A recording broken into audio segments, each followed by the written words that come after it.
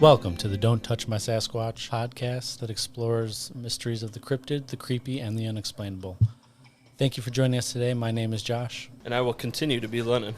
You can follow us on Instagram at instagram.com/Don'tTouchMySasquatchPod. Check out our website at don'ttouchmysasquatch.com and join us on Patreon for ad-free episodes, exclusive content, and much more. If you're enjoying the content, please like, share, and leave us a rating. This all helps us to be seen by more people.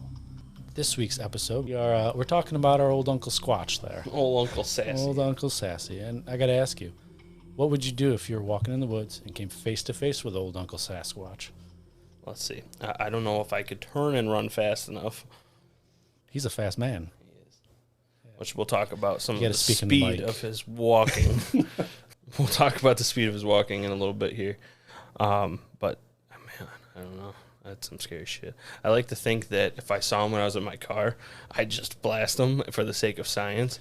But at the same time, I probably would be alone, and he probably wouldn't die from it, and he'd probably rip my door off and kill me. That's true, but I said face to face. There's no car involved. Well, that's right. That's what I would do if there was a car. How about you? Me? Oh, I'd get his autograph. He's a famous dude, talked about all over the world. And then I'd change my underwear because I'd probably pee myself. Yeah. So your arms are getting ripped off. Well, they say bring him food and you have an 80% chance of surviving. So yeah. I'd bring him a Kit Kat. Kit Kat. Kit Kat. I love Kit Kats. I'm always going to have one. They say he likes apples. Say he raids people's apple trees. So yeah, Bigfoot, Sasquatch, it goes by many names. The term Bigfoot is not sure where that came from.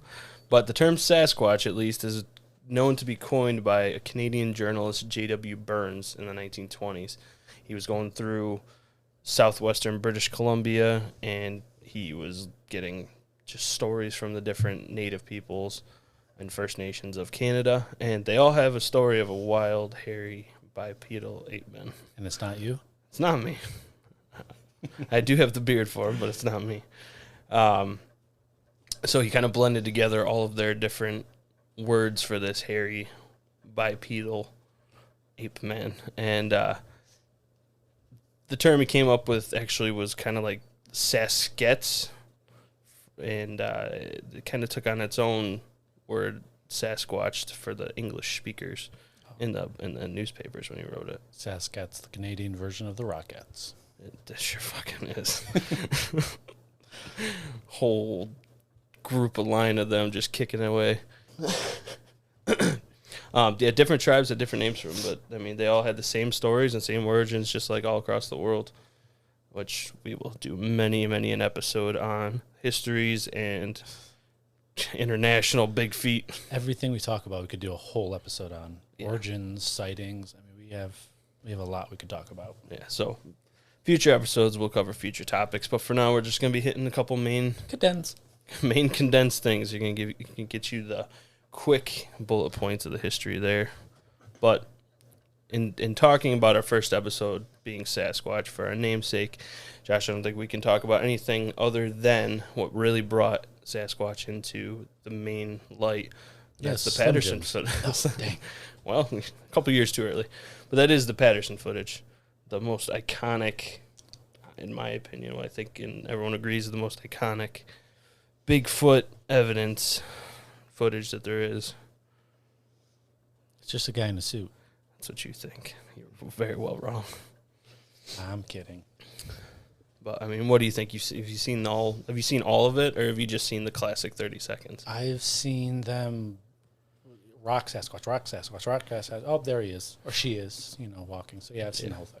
It was shot by two men, Bob Gimlin and Roger Patterson. Now, Patterson's dead. He died in 1972. Very sensitive.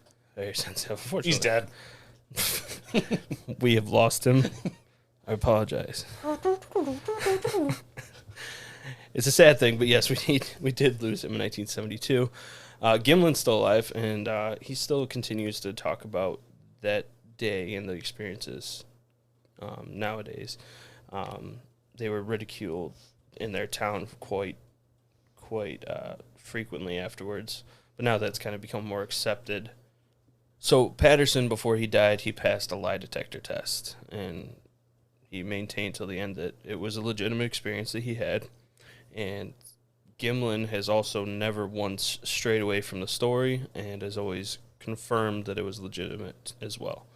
Well, from what I heard, Gimlin's he was known to be a very honest person. So yes. Why would he make up a story? Right. And I was watching an interview with him, and he was even saying, like, how they were ridiculed in their town afterwards. You don't go out to hoax something and fake something just to get made fun of. You know you're going to be a laughingstock. He said that his family was being belittled and not taken credibly afterwards because they thought that he was a very serious, credible man, and afterwards he lost his credibility in the town. Yeah, I don't know why you'd fake that. I know Patterson had, like, what, a couple $100 to his name, so how are you going to... Pretty much. How would you make that a suit? Exactly. We'll get to that. I know we'll get to that. A little teaser, I guess. A little teaser. Sorry. Look out for it. But yeah, it just seems weird. Now, it's true that they were out there actually looking for a Bigfoot. That was their whole purpose going out there. They had heard some stories of some different tracks. There was 3 different sizes and 3 different ones, so to speak, 3 different Bigfoot that they were looking for while they were out there. But they were out there taking video of, Patterson was taking video of the nature, of everything around. There's like 10 minutes of the whole video footage on YouTube. Right. And he's just taking in the sights. It's gorgeous out there in the fall, and they're just loving it, living every minute of it. Hey, you gotta. But, I mean, just because he was looking for Bigfoot. Exactly. Doesn't say either way. It's not just saying. It's exactly just full transparency. That is what they were out there for. Yeah. So, getting into the story of it, the story goes that the 2 men were riding upstream of Bluff Creek. Yes, not Blunt Creek. No. They were riding up there along the creek bed. They both had a horse. I think Gimlin had a mule that he was towing with him with all their supplies. They were planning on going very deep into the woods and setting up a camp. But what they actually did was they were on their way out there to do that. So they came up to a point where there's like a bend in the creek, and there was a log jam of fallen over trees and sticks and brush that all had washed up, collected in a spot from recent flooding. So as they came around this bend, they noticed there was Patty, the Bigfoot. Good old sassy Patty. Yeah. There she was. She was bent over and in the water, just lapping up the water. Keep it PG. Keep PG. She was on... Nope, she was not on her knees.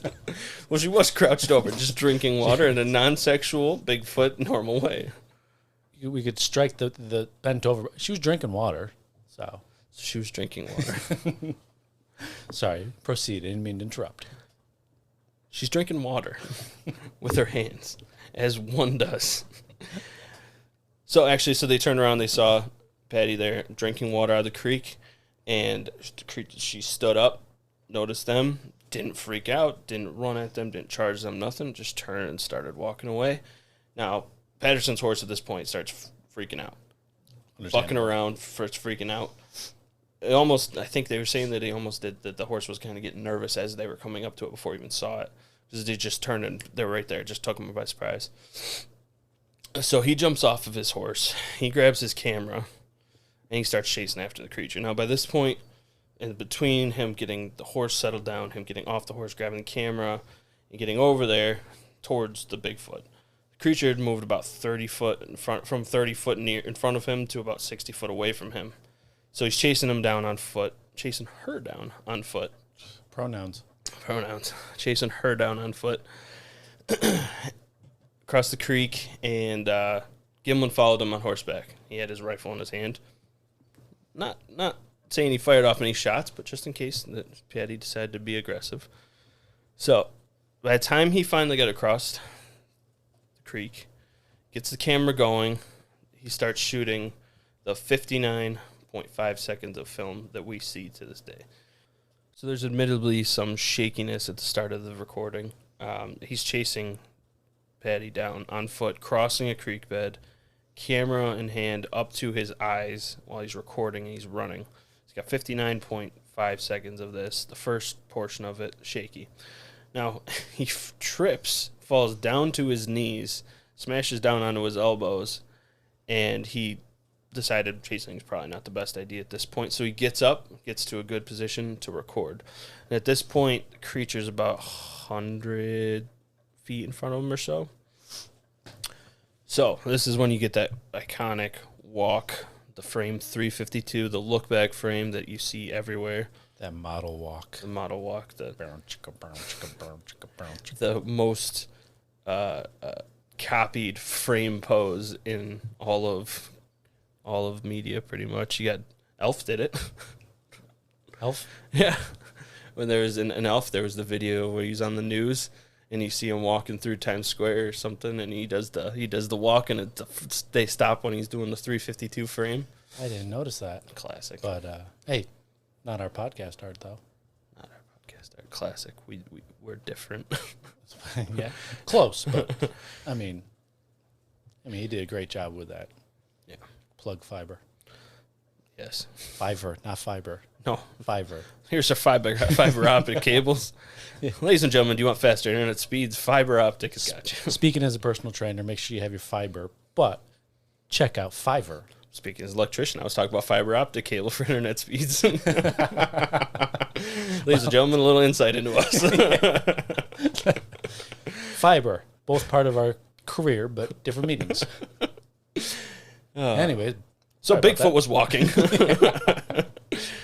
So he records the footage.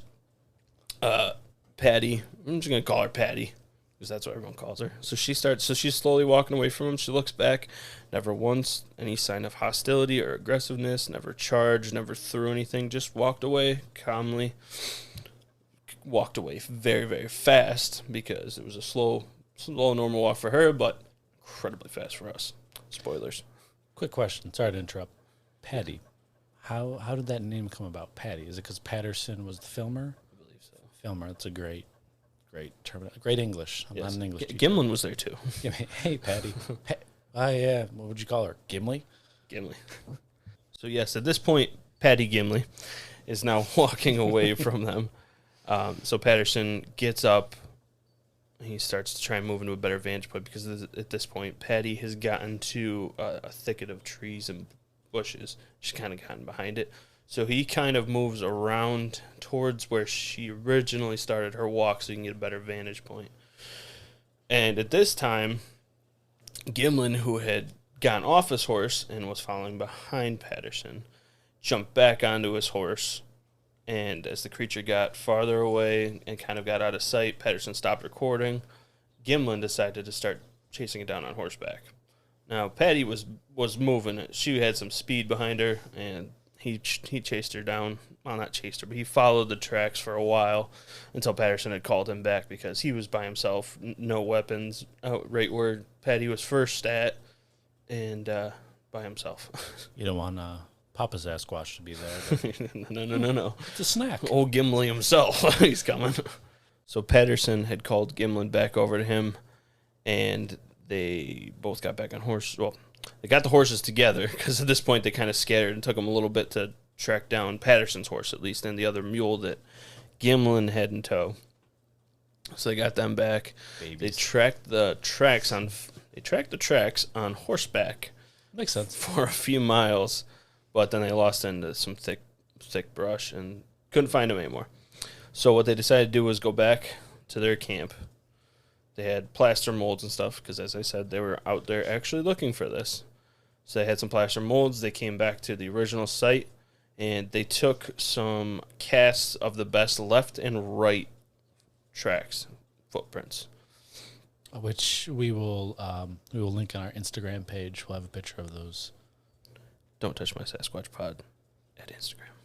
You got that backwards. Instagram.com/Don't Touch My Sasquatch pod. Okay, if you're not 50 years old on Instagram, Don't Touch My Sasquatch pod. I'm not that old. Not even close. Yeah. So be sure to look for them there. So Josh, having heard the full story. Yes. You've heard the full story now. I have. That was a unique pause. You had me. Just keeping on your toes. Absolutely. Speaking of toes, ooh, segue for you. My favorite and most compelling to me reason and evidence why Patty is not a man in a giant old suit is if you watch the video and you look at Patty's toes, you can see with the steps that she takes, those toes raise up and bend like your feet would when you walk. Because, you know, you pick your foot up, everything retracts, and your toes lift. And when you come down, your toes bend backwards, and you can see every bit of that in the grainy footage. So, I mean, stuff like that, this guy, Patterson. Exactly, and Patterson knew the quality of the camera he was working with. You know, he wasn't expecting, I'm sure eventually he was expecting, but it wasn't supposed to be analyzed with our modern technology, with our 4K res stabilization of all this. You know, why would you waste that time to fake that when you can't even see it in the original quality video? But that's my favorite piece of evidence from that. So we're talking about the toes and the detail of which someone would have to go to fake this. At the Idaho State University, Dr. Jeffrey Meldrum is a professor of anatomy and anthropology, and he talks about how he uses this video to teach his students. And what he does is he was talking about how you could see detailed muscle structure in the video, and you can see how as she's walking, you can point out all the muscles which you're familiar with. You could see the delts. You could see just a little bit. Yeah, you know what you're talking about. You could see all these muscle groups working in tandem with how an actual muscle system would operate in that type of walk and structure. Well, muscles fire off when you walk. Yeah, exactly. For that kind of size, it's not a man in a suit with foam layers that move like foam would. It's all working in tandem with each other. And so in these footprint casts, you can see that there's these ridges that they call a pressure ridge, which basically it's a push-off point, and you could see where the toes will flex, and right where the toes are flexing, you've got a push-off point that is that coincides with the weight structure and the weight of Patty pushing off. Now, if it was just a shoe with a stamp on it, it would just be a flat stamp. Right. You would have what you see your shoe footprints are. You don't see that push-off ridge. So no flexibility, no definition, nothing. Exactly. It would just be a flat, but you have these push-off pressure ridges. Right. It's a hell of a tongue twister. Push-off pressure ridges. So researchers that were studying the video frame by frame determined, using all their mathy frame by frame stuff. I like mathy. I can't tell you what it is because it's all mathematical. Mathematical. There it is. They took the heights of different trees and objects, and they studied it by frame. They determined through all of this math stuff that Patty's stride and pace, not stride, was 51.74 inches long. Now that is heel of left foot to farthest toe on right foot. So that is 51.74 inches. Now, the average human is about 30 inches. Close. So close. So close, right? Yeah, you got to have Shaquille O'Neal walking. Right. In a big gorilla outfit for that one. Exactly.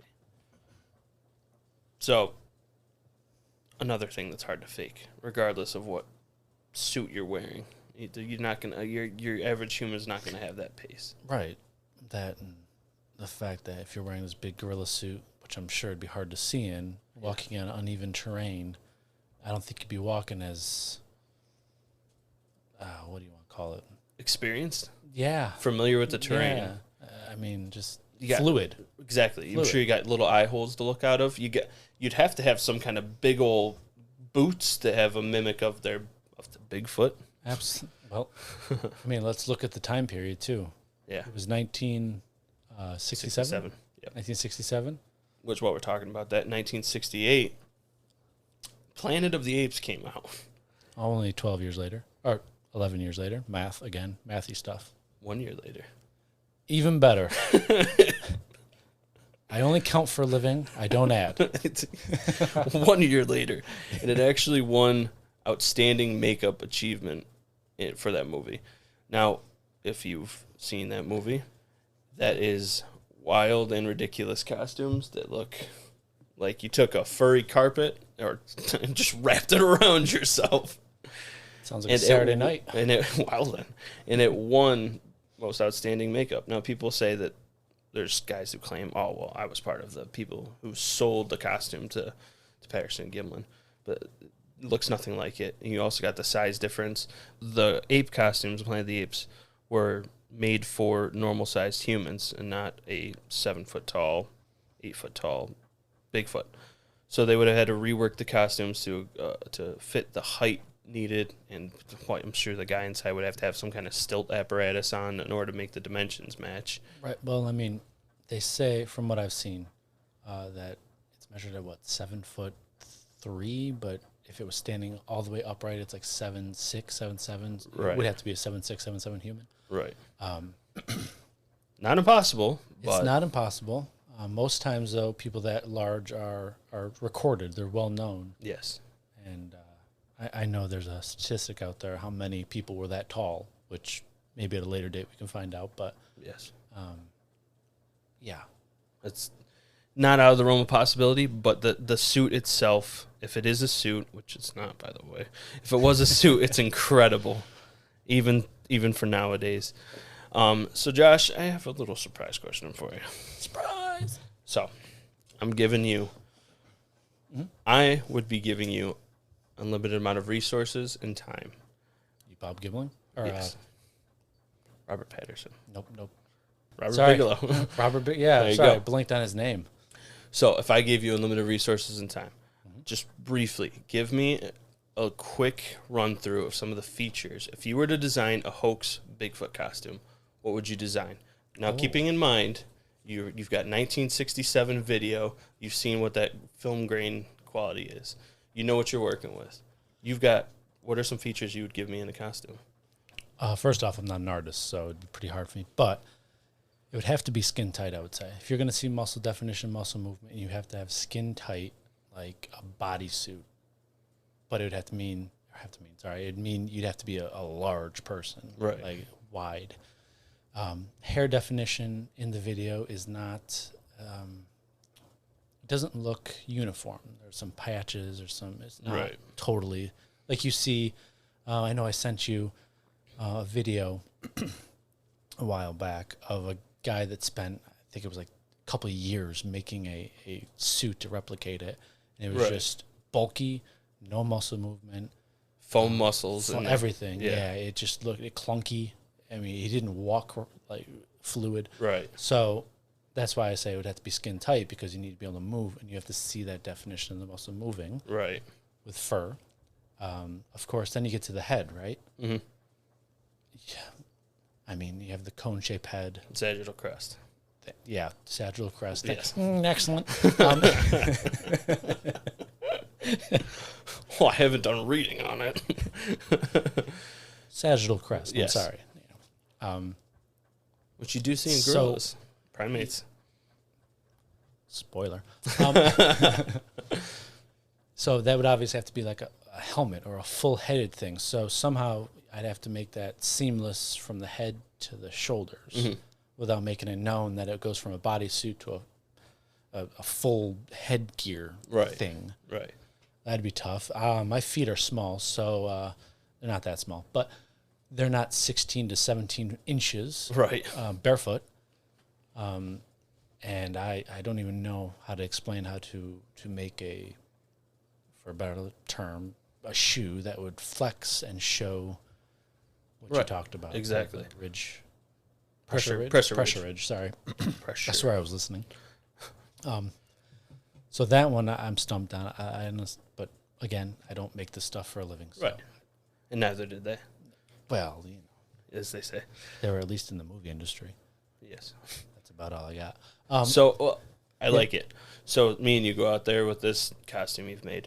Now, one thing that... Are we going out there with King Kong Bundy? Oh, for all of them. You got to be a big guy, you know? Yes. Oh, yeah. I don't know. He's a wrestler, I think. Gotcha. I don't watch wrestling. Well, I don't really either. So I know The Rock. I just know... Who doesn't know The Rock? I mean... Okay, we go out there with the rock. So we go out there with the rock. Yeah, he's a big, large man with giant arms. What's up? Yes. So we got the two of us. We're men in the 1960s. We're men. We're men. Manly Okay. men. Nothing wrong with that. And we're gonna have One someone thing in that I tights. noticed, Tights. something I noticed that you didn't add into your Bigfoot costume. You didn't give your Bigfoot breasts, which is fine. But I mean, You didn't make it a female. You didn't make it a female. You made your Bigfoot a male because you're a man, and that was what came to your head, that you were going to make a Bigfoot man. I didn't think of old Patty being a big-breasted primate. Exactly. Yeah. Beautiful, by the way.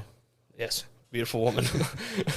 Yeah, so I mean, that just to me adds the human aspect of it. You know, not saying that that's not something that they would have thought of, but it's also it's not strange. It's just if you're making a Bigfoot and you know you're making your costume and for a man, and Right. you're a man and you're making it in the 60s, you know, I feel like you're probably gonna most likely lean towards making your Bigfoot a man. That's a good point. I wouldn't even think about that. And when we were talking about the height of the people, were mostly men,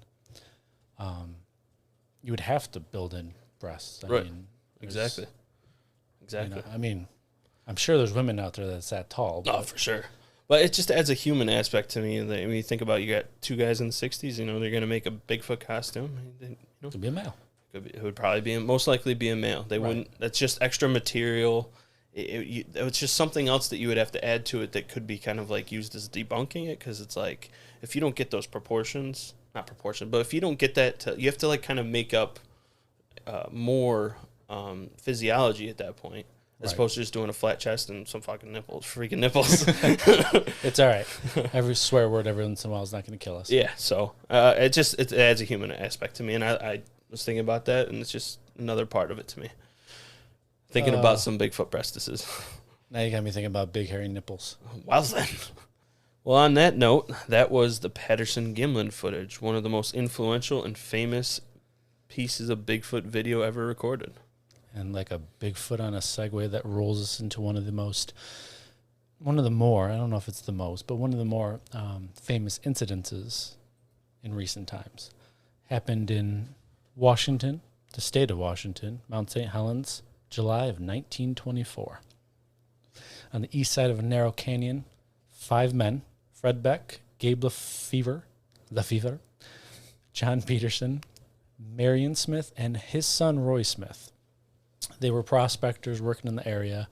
They've been working there from what the newspaper article that, again, we'll have attached to the Instagram, the whole newspaper article. At Don't Touch My Sasquatch Pod on Instagram. You got it, big guy. So they were working there, mine shaft, for 6 years. They've seen 6 years, and they've seen prints through this whole time, like all Tracks? 6 years. Tracks, prints. Gotcha. Oh, sorry, I didn't know if the artist was there. Yes. He's writing again. Thankfully, Sasquatch is writing again. Little cave paintings. So the newspaper article is from Marion Smith's account. So this isn't Fred Beck's account, which is the more famous and well-heard story. Mm-hmm. You always hear it, and it seems like it's from Fred Beck's perspective. Mm-hmm. This one is Marion Smith. This is the newspaper article. Again, July 14th, 1924. It was about 2 weeks prior to the article when Marion and Fred saw an ape-like creature, or as they call them, mountain devils. Bless Mountain you. devils. Are you going to sneeze? No. Oh, all right. Mountain devils, I like I was that. pausing for that. Oh, yeah, mountain devils. So they were down at the local spring, and they were getting some water, and they saw this creature. It was about 100 yards away, peeking from behind a tree, and they shot at it. They shot at it, and I guess they hit it in the head. Really? Domed it. They domed it. Domed it. Saw sparks, or Bigfoot's got a metal plate in his head. I meant to say bark from where they hit the tree. Gotcha. And they said, they reportedly said, or Marion reportedly said, he hit the Sasquatch in the head. Gotcha. And then it ran away, which it's kind of confusing. Like if you hit anything in the head, normally it's dead. So it just ate a bullet to the head and just pieced out. It's the Terminator. It's impressive. It's the Terminator. You know the 980. Okay, we're going to get hate mail for that one. I don't know Terminator that well, sorry. A couple weeks after that incident, Marion's son, Roy, was on Thursday, July 10th. He was walking down to the stream as well when one of the mountain devils, tried to say in an old-timey fashion, them there mountain devils up in them hills. It's not them gold in them hills, it's them mountain devils. One of the mountain devils, as they called them, came charging at him from under or behind a bush. He shot his pistol about 5 to 10 times. He said the creature looked human-like, long arms, claw-like fingers, black and brown hair, ears are high in the head, stands straight up, and one of his ears was one of its ears were injured. Thinking it was from a couple weeks back when previous shot. Yeah, from Marion hit him, nicked him in the head. So I guess he didn't need a bullet and survive. He just got his ear. They tagged him. Tagged him. Yeah. So tag him and bag him, baby. So this one came out from behind a bush and charged him? From what according to him. To the yeah. Did they say that which one of them, which one it was, Marion? The one. Wait. The one shooter? that charged. Yes. It charged Marion's son, Roy. Gotcha. How far away was it? Did they say? I don't recall. Just curious. I don't recall. I mean, either way, it could be 100 yards or 10 yards. I'm still turning around and running. If you have a 7-8 foot creature with claw-like fingers and long arms running at you, I probably poop my pants. I'm still booking it. Well, later that afternoon, 2 more of the creatures made their appearance. One from in the bush, Roy and Fred, started firing at them. Patterson, going back to the Patterson Gimli films. Patterson Gimlin, not Gimli. Gimli's Lord of the Rings. Whatever. Legolas is there too. Patterson rushed out when he heard the firing of the shots to come join the battle. And in between him and the cabin, when he was running out, another one of the creatures appeared. Gotcha. Started chasing him. So how many you got at this point? So 2. One charging, or I don't know if it was charging, but it was in the bush from Roy and Beck. Yep. God damn it. Roy and Fred. Yeah. And then Patterson ran out of the cabin, and another one popped out of the brush and started chasing him in between him and the cabin. Gotcha. So it's an ambush. It's an ambush. The retaliation for the earshot. Damn straight. So from the account of the newspaper, there were 16 shots in total. Fired. Thank you. I couldn't think of the word. Gotcha. 16 shots total fired, and the last shot being the one that Beck shot at one of the mountain devils. I must say that every time. Like it. And that mountain devil fell down the canyon. According to Marion Smith, he heard the animal fall. Sorry, he heard the mountain devil fall, and thought it to be dead. Mm-hmm. End of story on that one. Got it. So then they all decided they're going to leave in the morning, and the attack on the cabin happened. Mm-hmm. When it got dark out, they could hear creatures pounding their chest. You know that hollow sound when you... Oh, yeah. Okay, goddamn mountain devils. Yeah. That's kind of like an ape. Like primates, yeah, too. Interesting. That's weird. What a coincidence. And when they heard the pounding of the chest, they started firing their guns off to intimidate the creatures. I'm sure they were so intimidated. So on top of just pounding their chest, they also were... The cabin was pummeled with rocks constantly the whole night. So to intimidate them, like Yosemite Sam, they started shooting. Yeah! Trying to intimidate them, scare them off, obviously, sure. like you would do. As one does. Absolutely. I mean, just my question is, how much ammo did they waste? Right. 16 shots earlier that day, shooting up a storm. Put holes in their roof. There was already a hole in the roof. Oh, perfect. There was a hole in the roof, though, because back in those days, they didn't have a chimney. They had a hole to let the smoke from the fire escape. Mm. And actually, through that hole, according to the article, more than 200 rocks were thrown through, some weighing around 30 pounds. 30 pounds. I don't know. That's a big boy. How big was the hole in the roof is my question. Seriously. I mean, there's also, according to Marion, Beck was hit in the head 2 times and knocked unconscious. With 30-pound rocks. 30-pound rock. I'm glad his head was still on there. So needless to say, they didn't sleep all night. Sure. and they stayed guard. Yep. They stopped firing shots as they didn't know how many creatures were out there. Mm-hmm. They don't want to run out of ammo. So around 2:30 in the morning, the attack stopped, and the creatures apparently left. The group had enough and headed home then. Now, between Marion's story or recount of it in the newspaper and Beck's more well-known story, there are a couple differences that are noticeable to me. For example, the water incident, according to Marion in the newspaper article, that happened 2 weeks prior, whereas most of the stories I've heard, it happened the same day, and they shot at the creature the same day. Mm-hmm.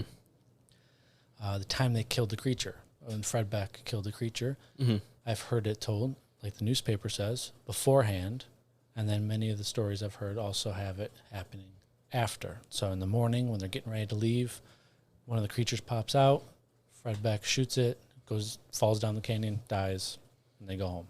Gotcha. Another one is shooting all night to conserve ammo versus conserving ammo. There are stories that they shot all through the night, and then there's this one where it says they stopped shooting to conserve ammo, and that the creatures left at 2:30 in the morning, opposed to when the first light. Gotcha. And one other notable thing is that one of the creatures reached in through one of the holes in the side of the cabin to grab an axe. Bigfoot knows what an axe is. Hey, I don't know what he's going to do with it, but You're going to break down that damn door. He's like the big bad wolf. Sure it's not a wolf man instead of Bigfoot? No, it's a goddamn mountain devil. So the consistencies with the story are they're too different. They're in between. But they're not different enough to cry lie. To discredit it. I like cry lie. I like cry lie. We know cry lie here. What is your thoughts on the incident?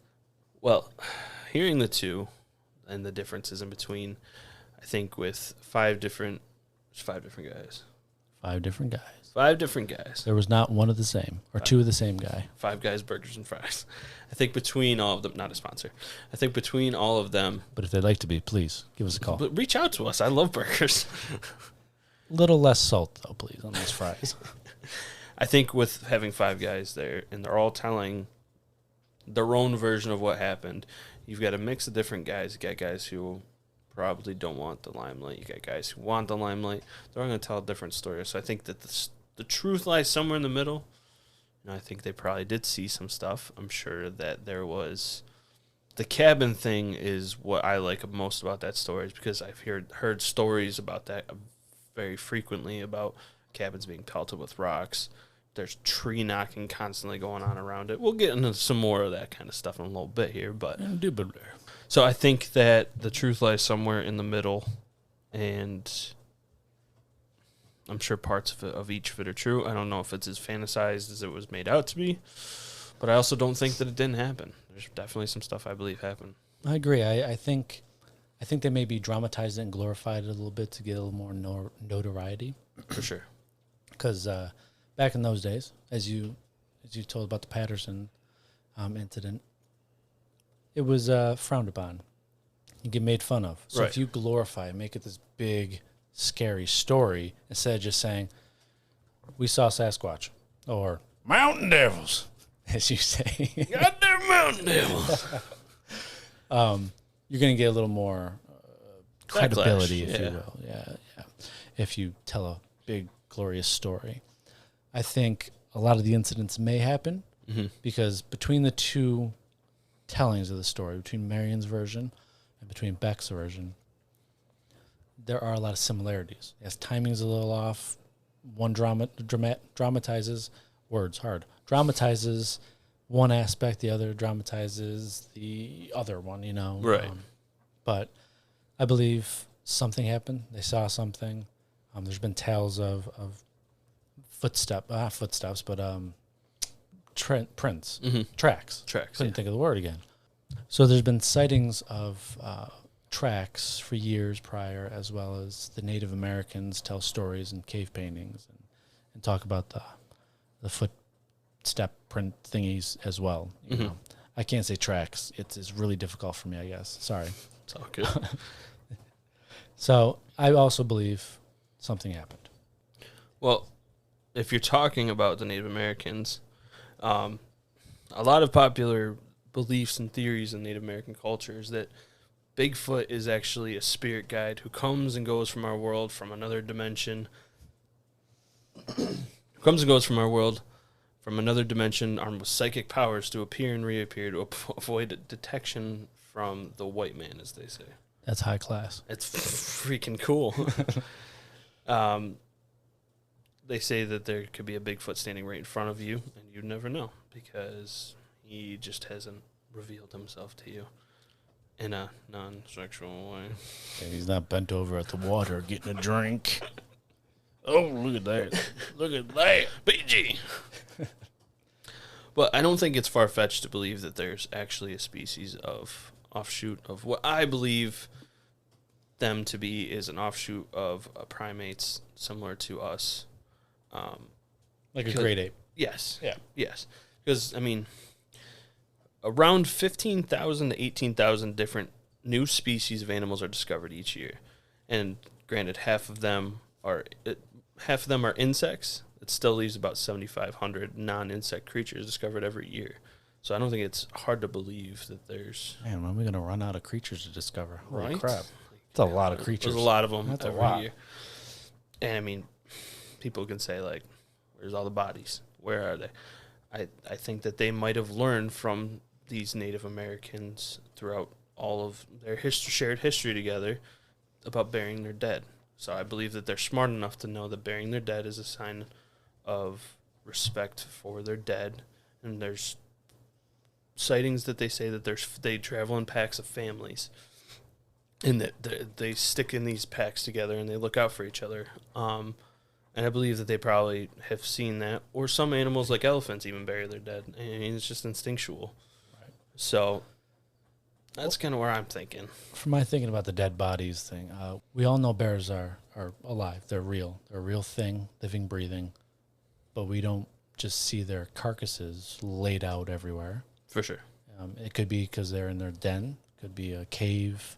Other animals, I don't know, eat them. For sure.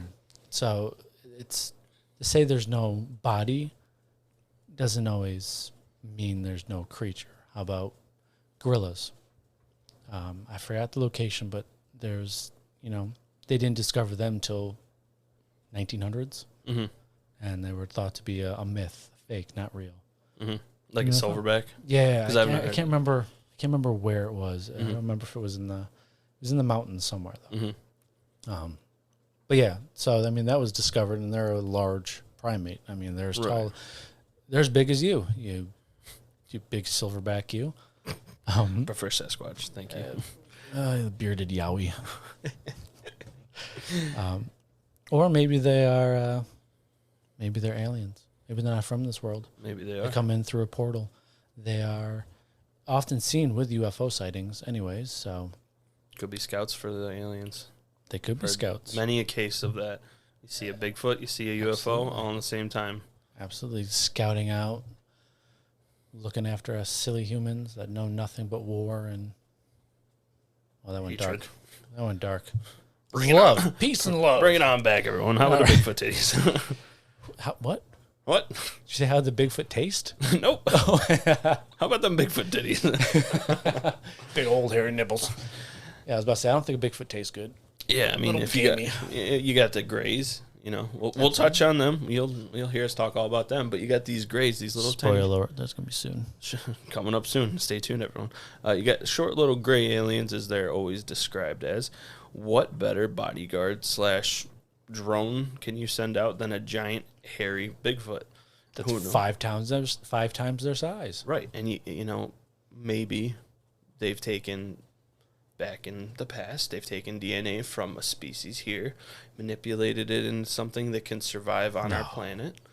Yeah. You can't manipulate stuff. Right, that's impossible. We definitely don't do that with gene splicing technology nowadays. It's not real.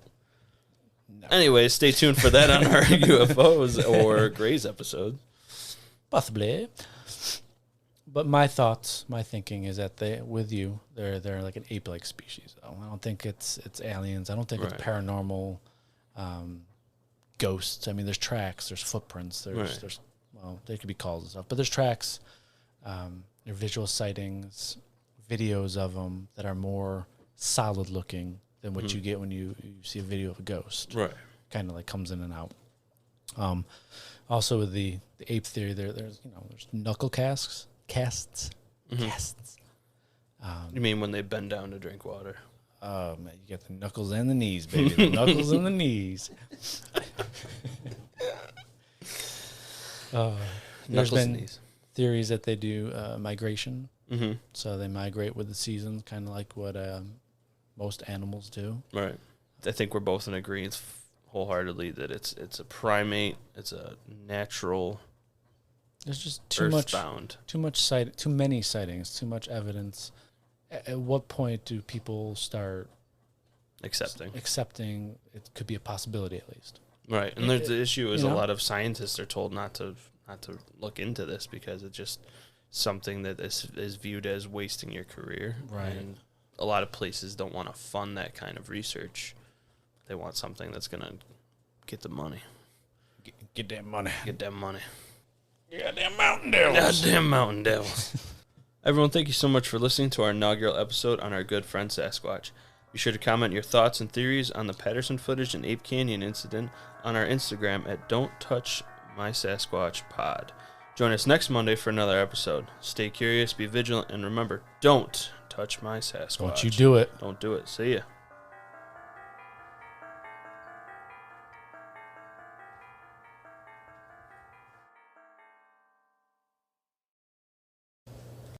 Goddamn mountain devils.